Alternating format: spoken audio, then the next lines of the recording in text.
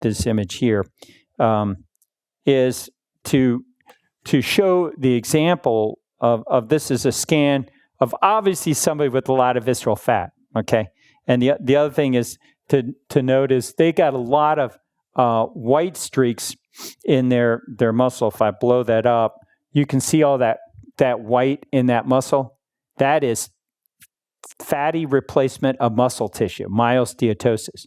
Well, let's concentrate on this particular area of white here. And this area white here is your love handles. So in your back, where your love handles are, you can scan through them, and what we find is a lot of fat. They're all fat.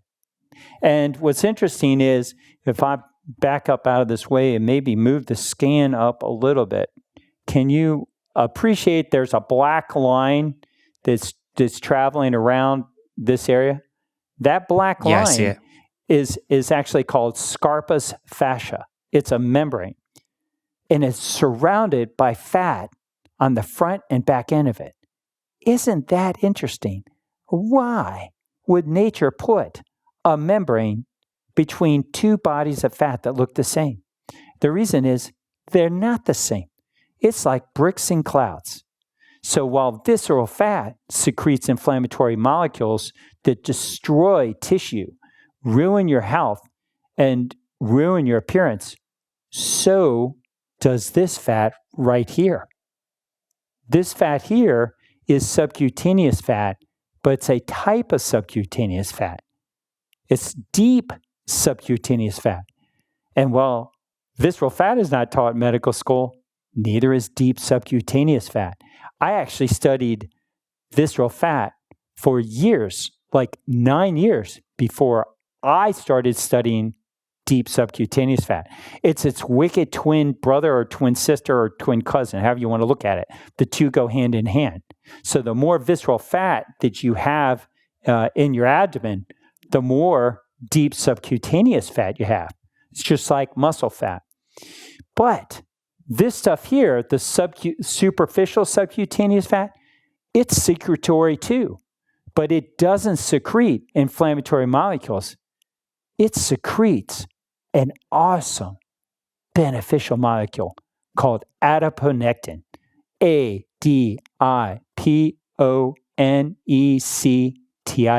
just like it sounds. Google it, fall in love with it, because your doctor doesn't know about it. And you're not going to hear about it for probably quite a while. But you can research it and see all these studies that are out about it and how great it is. Why is it great? Because it prevents cardiovascular disease. It's associated with less forms of cancer, less forms of fatty liver disease and organ fat. And so what we find is the more of this superficial subcutaneous fat you have, the less obesity you have, the less disease you have. So that's why I did this, video on liposuction. Is insane, because it's getting rid of the type of fat that protects you while ignoring this stuff. And guess what happens? When you get rid of it, you accumulate more of this, because this stuff, the superficial stuff, helps to keep obesity and visceral fat in check.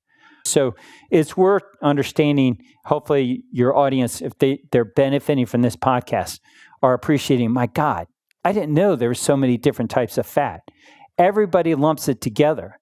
And mostly, they're kind of vague about fat, and they even might tell you that, you're healthy at any weight, and they want you to even feel good about your fat. No, you want to understand your fat. You want to optimize the good one, which is superficial subcutaneous fat. That's why Dr. Sean tries to keep a little layer of fat on, so I'm not walking around with a six-pack.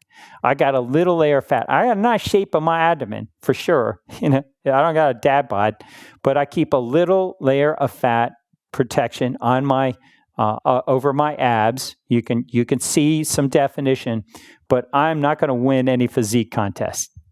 Let me jump in here, Dr. Sean. As you're talking about that, it gets me thinking about, because now we have all these different classes of fats, and There's only 3 different ones, so it's not overly complicated.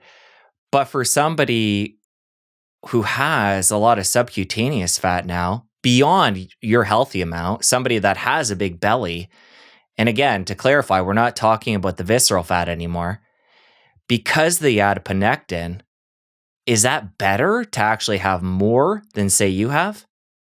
Yeah, so it's the Goldilocks answer. There's probably a certain amount of superficial subcutaneous fat that you want, and in excess of that, it becomes problematic. We don't know what that exact amount is. It should be studied, and we want to take a look at it. Here's my simple answer, and I'd love anybody else to come up with a different one.